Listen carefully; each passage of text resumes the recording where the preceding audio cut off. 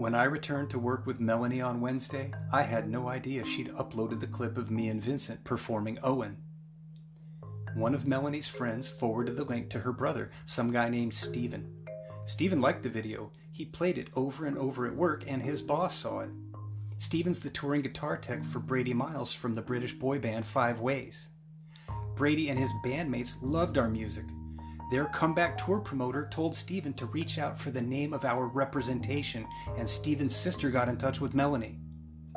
On Monday, I'd stayed up till my old bedtime of dawn, a cruel exercise meant to pervert my sleep schedule back to the night shift, but I hardly slept Tuesday, tumbling from side to side between 15-minute slices of almost rest while Bagheera scratched and drummed at the door.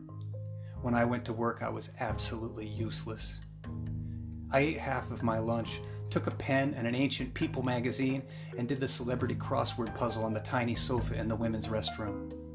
Nodded off while trying to remember the name of that cowboy Jewel married. I woke up as Melanie dragged me to my feet, shouting, "Check your phone! Check your phone!" I'd left my phone in the break room. Melanie swung the bathroom door open and pushed me into the hallway, aggressively gesturing with stabbing motions of her phone, a lunatic woman with a remote control trying to turn my muted energy up to match her frenzy. "Check your email! Check it now! Check it right now!"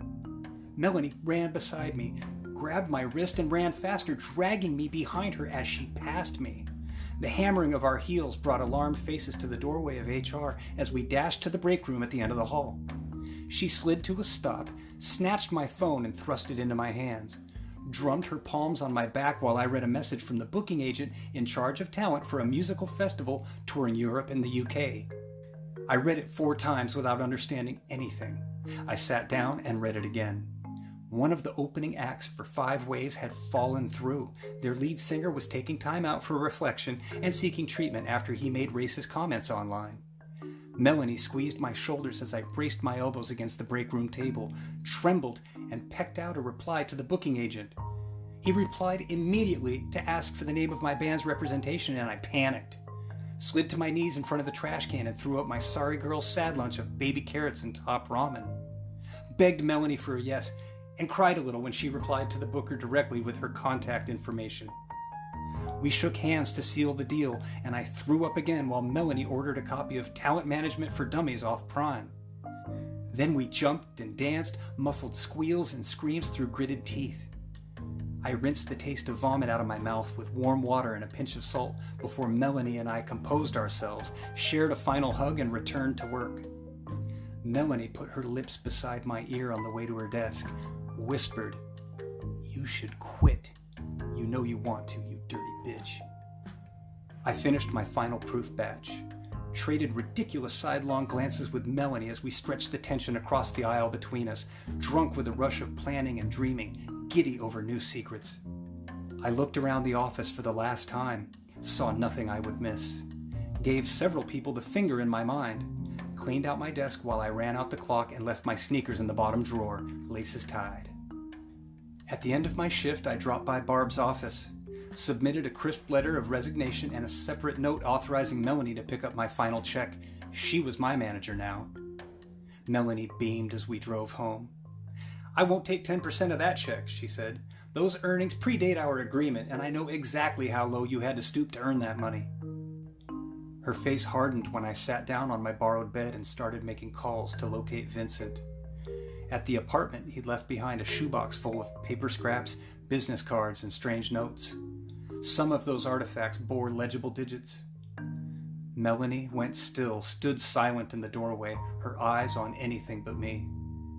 "Mel, we're a duo, and he's written nearly all the lyrics. There's no Citizen Samurai without Vincent." She lifted Bagheera from my laptop, cradled her close, and left the room.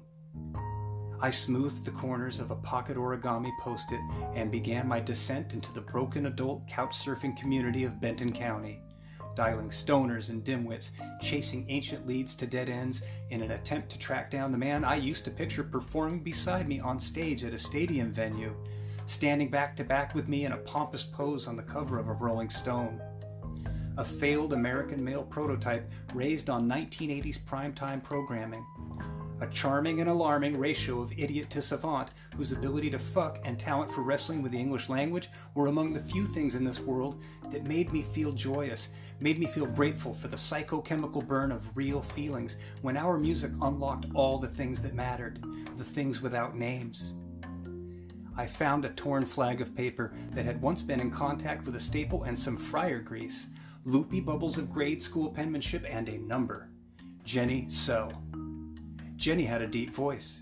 She became guarded when I asked how I could reach Vincent, copped an attitude, and asked me, "May I ask who was calling?" A barbed red spike of raw jealousy rose inside me as I groomed, saddled, and mounted the perfect tone to tell this Jenny exactly who I was and where the fuck I figured among the prominent celestial mechanics of Vincent's sad little spinning world.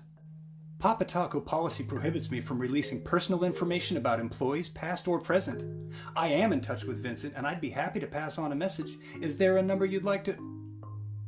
I hate being old enough to remember the positive feeling of hanging up a real telephone in anger. Modern technology has robbed the world of a very satisfying sense memory, allowing negative emotion to boil over into a physical outburst that ends a phone call and cuts the line. An angry hang-up is a powerful and therapeutic experience that now only exists in the theater as a one-sided pantomime. I imagined a warm vat of acid for Jenny and saved her as a contact, unpacked a crumpled cocktail napkin, and moved on to the next shaky lead. Half my battery life and a long night of Cagney and Lacey detective work led to a couple of sources who gave me the name, then the address for some guy named Carl.